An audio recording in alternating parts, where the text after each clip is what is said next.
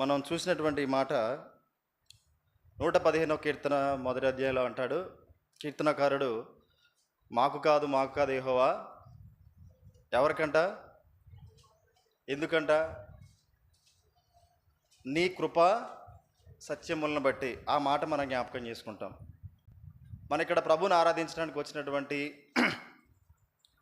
మనకున్నటువంటి గొప్ప కారణం ఏంటంటే, తనలో ఉన్నటువంటి ఆయన యొక్క కృపా సత్యాలు ఆయన ఇక్కడ ఆరాధించేటువంటి మరి గుంపులో మండలి ఉంచుతూ వచ్చాయి. తిరిగి మరొక లేఖన భాగాన్ని చదువుతూ వచ్చాం. 45-46 వచనాలు 13వ అధ్యాయం మత్తయి సువార్తలో, మరియు పరలోక రాజ్యము మంచి ముత్యములను కొన వెదుకుచున్న అతడు అమూల్యమైన కనుగొని పోయి అని చదివి మనకు తెలిసిందే. ఇక్కడ పరలోక రాజ్యం అంటే దేంతో పోలుస్తూ ఉన్నాడు? పరలోక రాజ్యము దేంతో పోలుస్తూ ఉన్నాడు? మళ్ళీ ఒకసారి చూడండి. పరలోక రాజ్యం దేంతో పోలుస్తూ ఉన్నాడు? మళ్ళీ అదే చెప్తా ఉన్నారు మీరు. పరలోక రాజ్యము మంచి ముత్యాలను కొన వెదుకుచున్న వర్తకుని పోలింది. ఒక వర్తకుడు ఒక మంచి ముత్యాన్ని కొనడానికి బయలుదేరాడు. ఆ వర్తకుడు పరలోక రాజ్యం అంటా ఉన్నాడు. తర్వాత ఇంకొక మాట ఇక్కడ ఉంది. ఇక్కడ వర్తకుడు పరలోక రాజ్యం అయితే అమూల్యమైన ముత్యం ఉంది. అమూల్యమైనటువంటి ముత్యాన్ని కొనడానికి పరలోక రాజ్యం అనేటువంటి వర్తకుడు బయలుదేరాడు. ప్రభుని ఆరాధించడానికి ఇందులో కొన్ని సంగతులు మనం చూసుకుంటే, పరలోక రాజ్యం అంటే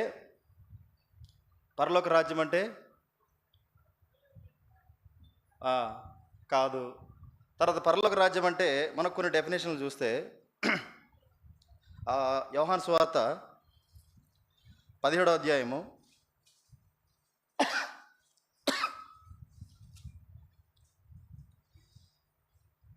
పరలోక రాజ్యం అంటే పేతురు కొన్ని సందర్భాల్లో తను యూదుడిగా ఉన్న కారణాన్ని బట్టి యూదా ప్రజల మధ్యలో దేవుని రాజ్యం అనడానికి ఆయన యూదుడిగా ఉన్న కారణం చేత పరలోక రాజ్యం అని ప్రస్తావిస్తాడు. పరలోక రాజ్యం అన్నా దేవుని రాజ్యం అన్నా ఒకటే. తిరిగి ఇప్పుడు మనం చదువుకోబోయినటువంటి లేఖన భాగాల్లో కూడా చూస్తే 17వ అధ్యాయం 3వ వచనంలో అద్వితీయ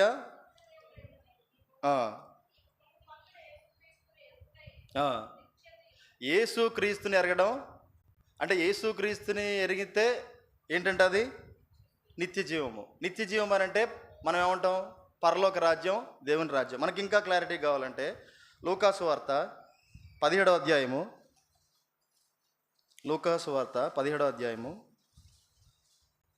20-21 వచనాలు.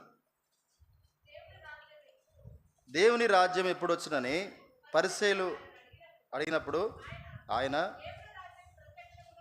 దేవుని రాజ్యము ప్రత్యక్షముగా రాదు. ఎందుకనగా ఇదిగో దేవుని రాజ్యము అంటే చాలా అక్కడ చాలు. అంటే దేవుని రాజ్యం ఈ మధ్యనే ఉన్నదనంటే విసిగిస్తున్నటువంటి ఈ పరిచయాలతో దేవుడు యేసుప్రభు వారు చెప్తున్నటువంటి మాట ఏంటంటే, వాళ్ళు ఏమంటా ఉన్నారంటే దేవుని రాజ్యం వస్తుంది, దేవుని రాజ్యం వస్తుంది, దేవుని రాజ్యం వస్తుంది అని అంటా ఉన్నారు. కానీ వారితో దేవుడు యేసుప్రభు వారు చెప్పిన మాట ఏంటంటే, దేవుని రాజ్యము ప్రత్యక్షముగా రాదు. ఎందుకనగా ఇదిగో దేవుని రాజ్యము మీ మధ్యన. వాళ్ళ మధ్యలో ఎవరున్నారు? యేసుప్రభు వారు ఉన్నారు. వారి మధ్యలో యేసుప్రభు వారు ఉన్నారు. అందుకనే యోహాను భక్తుడు కూడా చెప్తాడు, దేవుడు పరలోక రాజ్యము సమీపమై ఉన్నది, మారు మనసు పొందిడి అనే మాట చెప్తా ఉంటాడు. అంటే సమీపమై ఉన్నదని అంటే ఆయనను ముందుగా తన త్రోవలు సరళం చేయడానికి యేసుప్రభు వారు తనను పంపించినట్లుగా మనం చూస్తాం. ఆ వెంట యేసుప్రభు వారు వచ్చినట్టుగా మనం చూస్తాం. అంటే ఆయన వస్తున్న తర్వాత ప్రారంభమైంది పరలోక రాజ్యం. ఆయన వెంట సమీపమై ఉన్నదని అంటే యేసుప్రభు వారు వస్తూ ఉన్నారు. అదే మాట యేసుప్రభు వారు పరిస్థితులకు చెప్తా ఉన్నాడు, మీ మధ్యనే పరలోక రాజ్యం ఉందని. అంటే ఇప్పుడు మనకు ఒక మాటకి కొంత అర్థం అవుతా ఉంది. పరలోక రాజ్యం అంటే ఎవరు? అంటే యేసుప్రభు వారు దేని కొరకు ఎదుగుతూ వచ్చారు? ఒక మంచి ముత్యం కొరకు ఎదుగుతూ వచ్చారు. ఆ పరలోక రాజ్యము అంటే ఆ యేసుప్రభు వారికి ఉన్నటువంటి గుణలక్షణాలు మనం చూస్తే చాలా మనకు తెలుసు, చాలా లక్షణాలు మనకు తెలుసు.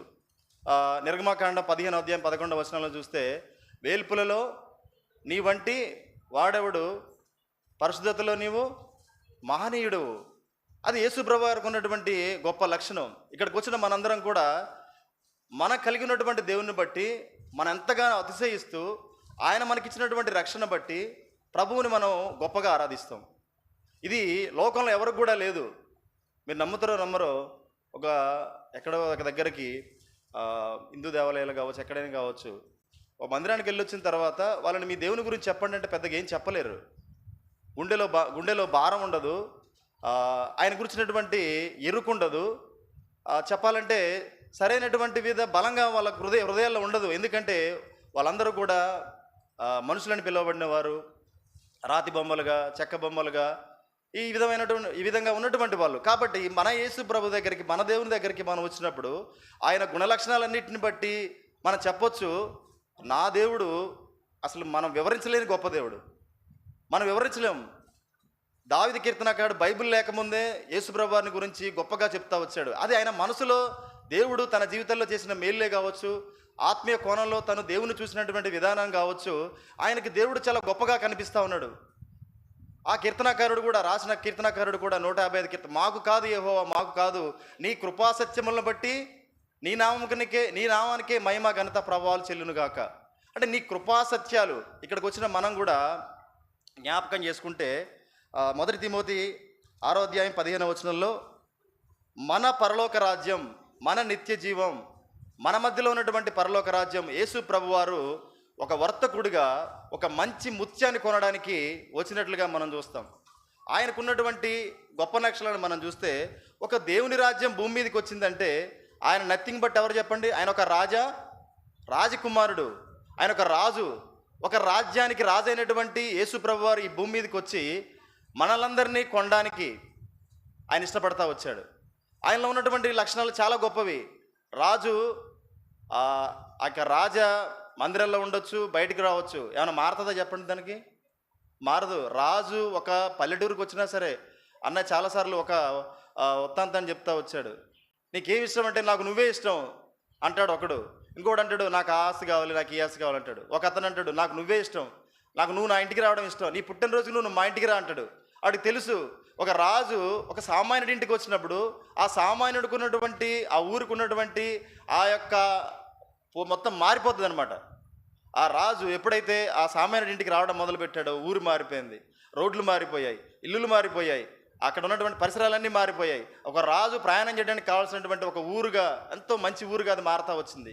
ఇక్కడికి వచ్చినటువంటి యేసు ప్రభు వారికి తగినట్లుగా అంత గొప్ప రాజు ఇక్కడికి వచ్చినా కానీ తన రాజరికం మారలేదు, తనలో ఉన్నటువంటి ఆ గుణలక్షణాలు మారలేదు. అంత గొప్ప దేవుడిగా ఈ భూమి మీదకి వచ్చినటువంటి ఆయన 1 తిమోతిలో మనం చూస్తే 6వ అధ్యాయం 15వ వచనం, శ్రీమంతుడును యుక్త కాలముల యందు ఆ ప్రత్యక్షతను కనుపరచును ఆ సర్వాధిపతి, రాజులకు రాజును ప్రభువులకు. అది మన దగ్గరికి, మన మధ్యలోకి వచ్చినటువంటి పరలోక రాజ్యం ఎవరో కాదు, ఆయన యేసు ప్రభువారు. ఆయన రాజులకు రాజు, ప్రభువులకు ప్రభువు, నిత్యుడైనటువంటి తండ్రి, సర్వశక్తిమంతుడు అయినటువంటి దేవుడు, సర్వాధికారి అయినటువంటి దేవుడు. ఆయనకు అసాధ్యమైనది లేదు. ఆయన పరిశుద్ధతలో గొప్పవాడు. ఆయన వేల్పులలో అసలు నీ వంటి వారు ఎవరితో పోలిక కూడా లేదు మన దేవుడికి. నీతి కలిగిన వాడు, కపటం లేనటువంటి వాడు, మనుషుల పట్ల ఎంతో దయా దాక్షిణ్యాలు కలిగినటువంటి వాడు, కృపా సత్యాలు చూపించినటువంటి దేవుడు ఈ దేవుడు.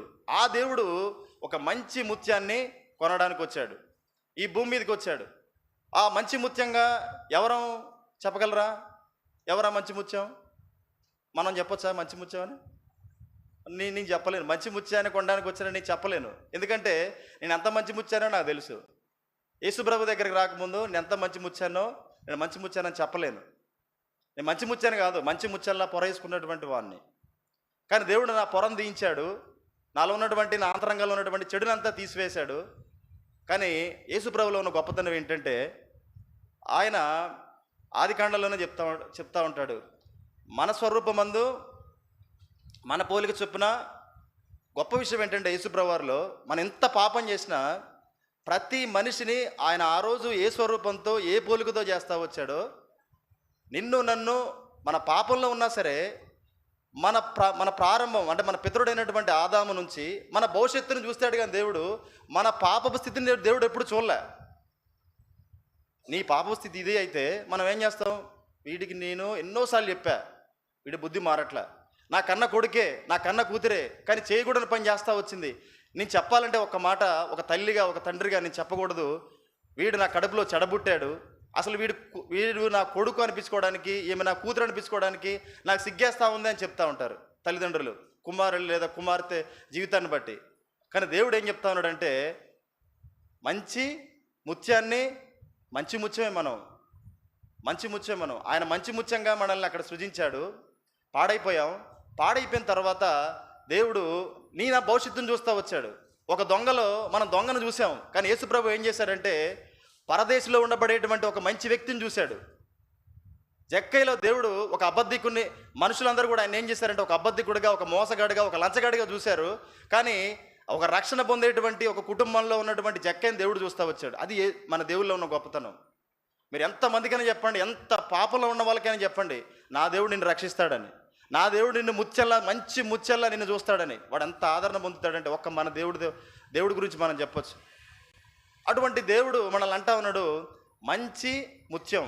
ఒక ముత్యం సాధారణంగా ఎలా తయారవుద్దో చెప్పగలరా ఎవరికైనా పిల్లలు? ఒక ముత్యం దాని ప్రారంభం అంటే దాని తయారీ ఏ విధంగా ప్రారంభమైందో తెలుసా మీకు? ముత్యం సముద్రంలో ఎక్కడో అట్టడుగు భాగాల్లో ఉంటూ ఏమవుద్దంటే ఒక జీవిలోకి, ఆ జీవికి సంబంధం లేనటువంటి ఇసుకరేణివే కావచ్చు, ఇంకేదన్నా పరాన్న జీవి కావచ్చు, ఏమవుతుందనంటే ఒక జీవిగా ఉన్నటువంటి దానిలోకి ఇసుకరేణుగా తను వెళ్ళి గాయం చేసినప్పుడు, ఆ గాయంలో నుంచి తనను తాను తప్పించుకోవడానికి ఆ జీవి వదిలేటువంటి ఒక పొరే మనం చూసేటువంటి ఆ ముత్యం. ఆ పొర అంతకంతకు తనను తాను మార్చుకుంటూ పెంచుకున్నటువంటి కారణాన్నే, దాన్ని షైనింగ్ చేస్తే వచ్చిందే ముత్యం. ఒకసారి ఆలోచించుకోండి, ఆ ఇసుకరేణు ఎవరో కాదు, మనమే. మట్టిలో నుండి వచ్చినటువంటి మనము ముత్యంగా మారడానికి ఒక జీవంటూ ఈ భూమి మీదకి వచ్చాడు, ఆయన యేసుప్రభువారు. ఆయనకు మనం చేసిన గాయం, ఆయన గాయం ద్వారా మనకు వచ్చినటువంటి రక్షణ వలయం ఈరోజు నిన్ను మంచి ముత్యంగా ఇక్కడ నిలబెట్టింది, నన్ను మంచి ముత్యంగా ఇక్కడ నిలబెట్టింది. మనకున్న గొప్పతనం ఏం కాదు, యేసుప్రభువారు నన్ను వెదకి రక్షించుకున్నాడు. ఇది ఎంత గొప్ప సాక్ష్యం. మన జీవితాల్లో మన గతం ఏదైనా ఉండొచ్చు, కానీ దేవుడు నిన్ను నన్ను పిలుస్తూ ఉన్నాడు, నేను ఒక మంచి ముత్యాన్ని కొనడానికి వచ్చాను. ఎందుకు రక్షించబడ్డ మనందరం కూడా ఈ మాటను బట్టి ఎంతో సంతోషించే వారంగా ఉన్నాం. అయితే ఇక్కడ వాస్తవానికి మన జీవితాలు చూస్తే యోబు గ్రంథము 25వ అధ్యాయము 6వ వచనం. యోబు గ్రంథము 25వ అధ్యాయము 6వ వచనం.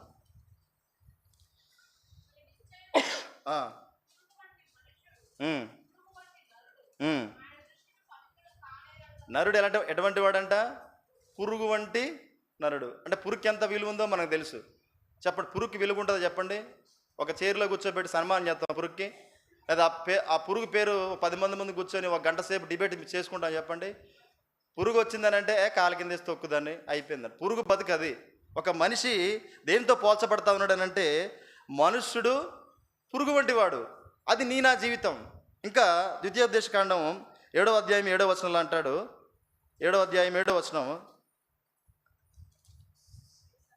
మీరు సర్వజనముల కంటే విస్తార జనమని యెహోవా మిమ్మల్ని ప్రేమించి మిమ్మల్ని ఏర్పరచుకోనలేదు.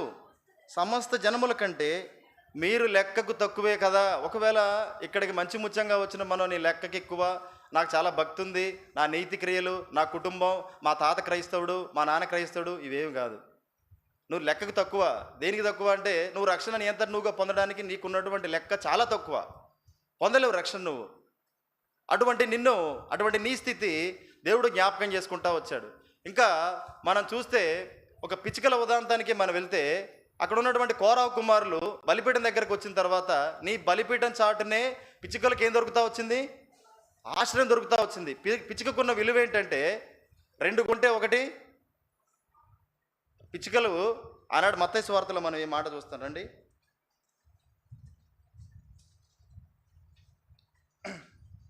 ఎక్కడ చూస్తాం ఇది? మత్తయి సువార్త. చదవండి ఒకసారి అది.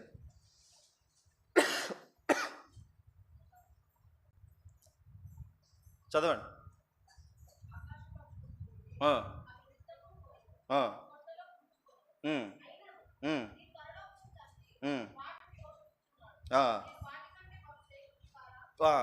వాటికంటే మన శ్రేష్ఠులు అని చెప్తా వచ్చాడు. లోకాసువార్త 12వ అధ్యాయము 6-7 వచనాల్లో, లోక 12:6-7 వచనాలు.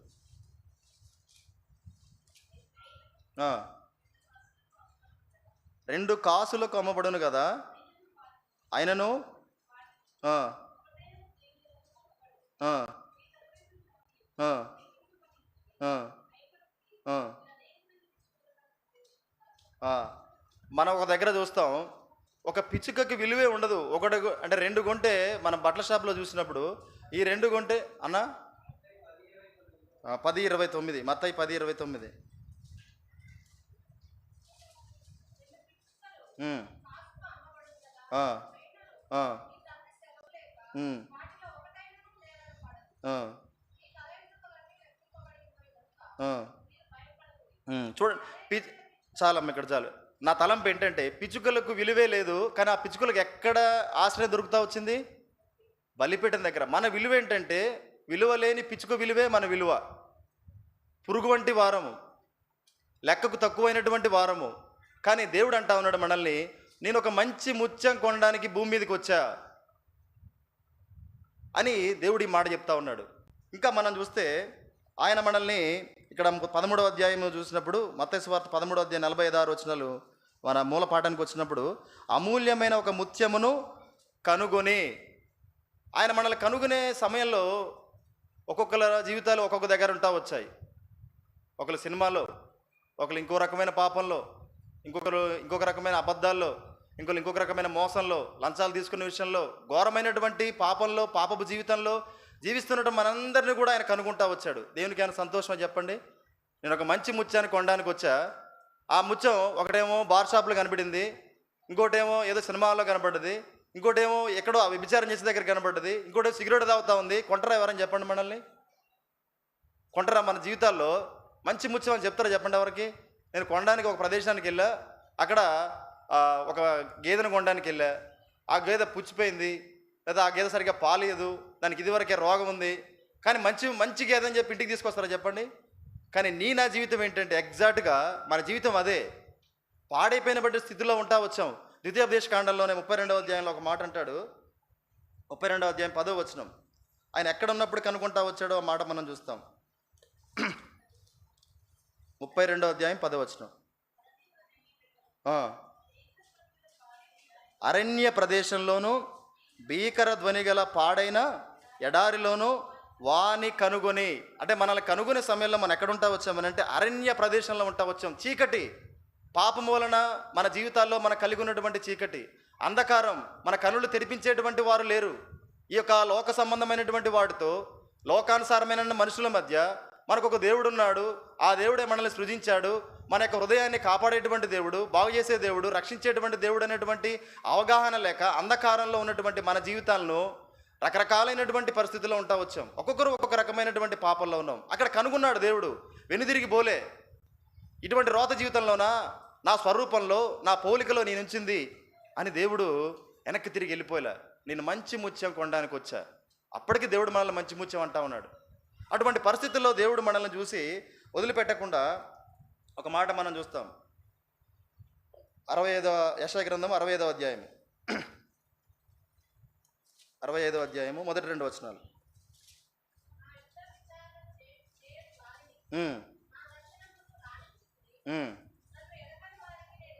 అది మనం ఎవరం కూడా యేసు ప్రభు వారిని వెదకలేదు, కానీ ఆయన ఏం చేస్తా వచ్చాడు?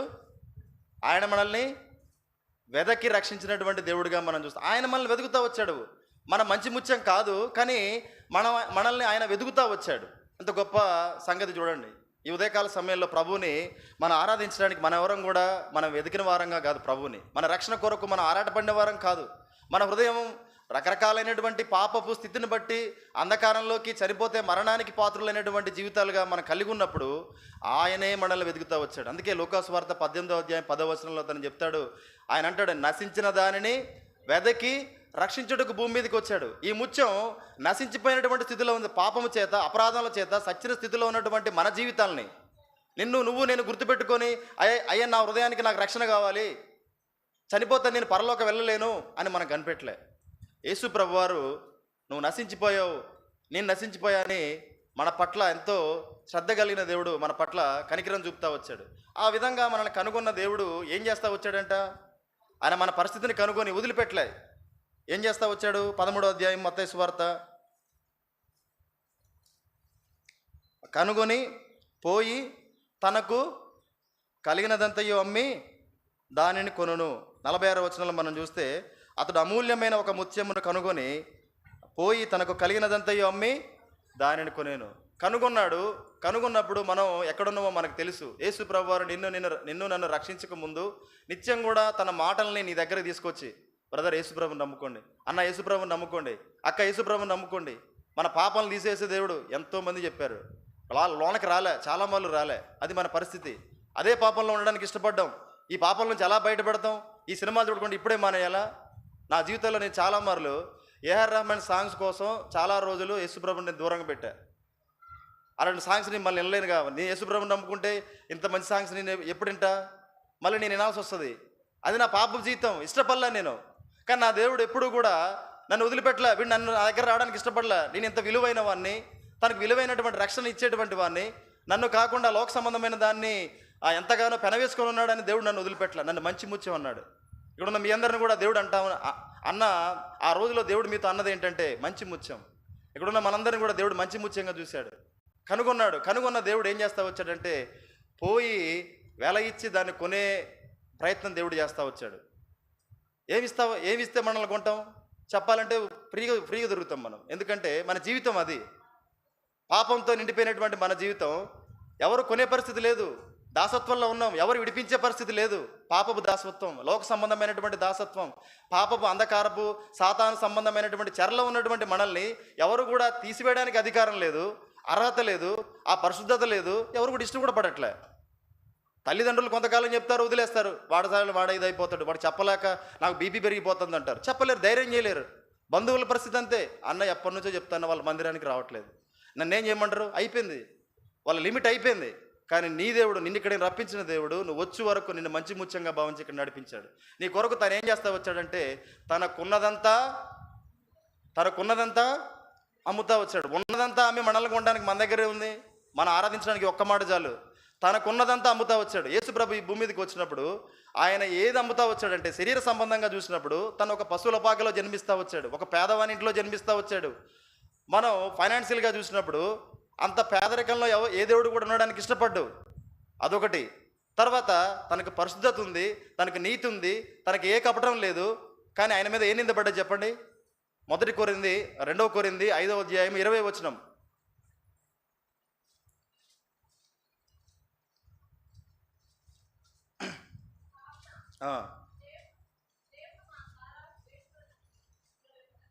ఇరవై కూడా చదవండి.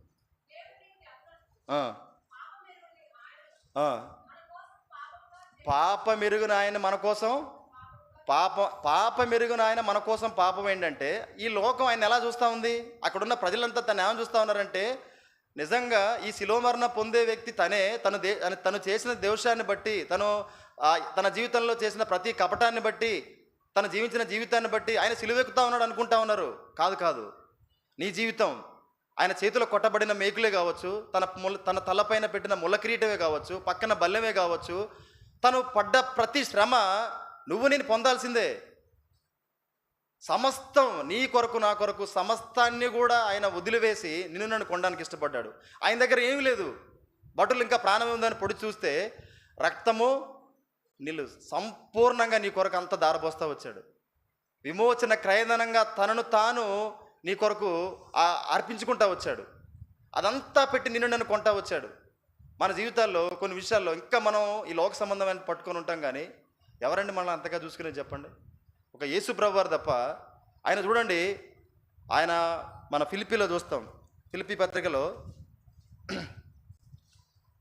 6వ వచనం, 2వ అధ్యాయం 6వ వచనం. ఆయన దేవుని స్వరూపము కలిగిన వాడై ఉండి దేవునితో సమానముగా ఉండుట విడిచిపెట్టకూడని భాగ్యమని ఎంచుకొనలేదు. దేవునితో సమానంగా ఉండేటువంటి భాగ్యాన్ని ఇది నేను విడిచిపెట్టకూడదు అనుకోలే. విడిచిపెట్టడానికి ఇష్టపడ్డాడు. అది విడిచిపెట్టాడనంటే తన దగ్గర లేదు, అది విడిచిపెట్టాడు. ఆయన మన కోసం వదులుకున్న దాంట్లో ఇదొకటి. తర్వాత ఆయన మనం చూస్తాం, తనను తానే రిక్తునిగా చేసుకోవడం అంటే జీరో, మొత్తానికి జీరో. తనను తాను సున్నా చేసుకుంటా వచ్చాడు. తనను తాను సున్నా చేసుకుంటే తన మీద మనందరం చేసిందంటే మన పాపాలన్నీ కూడా తన పైన మోపబడతా వచ్చాయి. మన పాపాలన్నీ కూడా ఆయన ఎంతగా మనందరి కొరకు శ్రమ అనుభవించాడో. యెషయా గ్రంథం 53వ అధ్యాయం మొత్తం కూడా నీకు ఒక పాపం ఉంది, ఆ పాపాలకు ఒక చిట్టా ఉంది, ఆ పాపాలన్నీ కూడా ఒక మనిషి మీద మోపబడి అవన్నీ కూడా నీ నుంచి తీసివేయబడ్డాయి అనడానికి ఆ అధ్యాయమే మనల్ని ఎన్నోసార్లు చదువుకోవచ్చు. ఇది మన బతుకిది, మన బతుకు. మనం మన జీవితాన్ని బట్టి ఆయన ఏమయ్యాడంటే చూడండి, అతనికి 2వ అధ్యాయం మధ్య భాగం నుంచి అతనికి స్వరూపమైన సొగసైన లేదు, మనం అతన్ని చూచి అపేక్షించినట్లుగా అతని యందు ఒక మనిషిని గుర్తుపట్టాలంటే రూపం ఎంతో అవసరం. ఆయన రూపాన్ని కోల్పోతా వచ్చాడు. దేని కొరకు నా జీవితంలో దేవుడు నీకు ఇచ్చినటువంటి నాకు ఇచ్చినటువంటి శరీరాన్ని బట్టి మనం చేసినటువంటి పాపాన్ని బట్టి ఆయన శ్రమను అనుభవిస్తూ వచ్చాడు. సమస్తం కూడా తనను తాను సంపూర్ణంగా నన్ను కొనడానికి ఆయన మనల్ని ముత్యంగా భావిస్తూ వచ్చాడు. మనల్ని మంచి ముత్యంగా భావిస్తూ వచ్చాడు. ఆయన మంచి ముత్యంగా భావించి మనందరి కొరకు ఆ కలవరి శిలువలో ప్రాణం పెడతా వచ్చాడు. ఉదయకాల సమయంలో మన ప్రభుని ఆరాధించడానికి మన మధ్యలో ఉన్నటువంటి కారణం ఏంటంటే మనం మంచి ముత్యం కాదు, మనలో ఏ విలువ లేదు, కానీ ఆయన మనల్ని విలువ పెట్టి కొన్నాడు. మీరు విలువ పెట్టి కొనబడిన వారు కనుక మీరేం చేయండి, మీ శరీరంతో మీ దేహంతో దేవుణ్ణి మయంపరచండి. ఇక్కడుండి మనం మయంపరచాల్సింది ఏంటంటే, ఇక్కడుండి మయంపరచడానికి నా జీవితంలో నాకంటూ ఏమి లేదు, ఇది దేవుడు నాకు ఇచ్చిందే. కాబట్టి దేవుడు మనల్ని మంచి ముత్యంగా చూశాడు. మంచి ముత్యంగా ఆ ముత్యానికి ఏ విధంగా అయితే ఒక వలయం ఏర్పడతా వచ్చిందో ఆయన పొందిన గాయాల చేత నీకు రక్షణ అనేటువంటి గొప్ప వలయాన్ని దేవుడు ఏర్పాటు చేస్తూ వచ్చాడు. ఈ కారణాన్ని బట్టి మనం దేవుణ్ణి ఆరాధిద్దాం. దేవుడి మాటలను దీవించును గాక.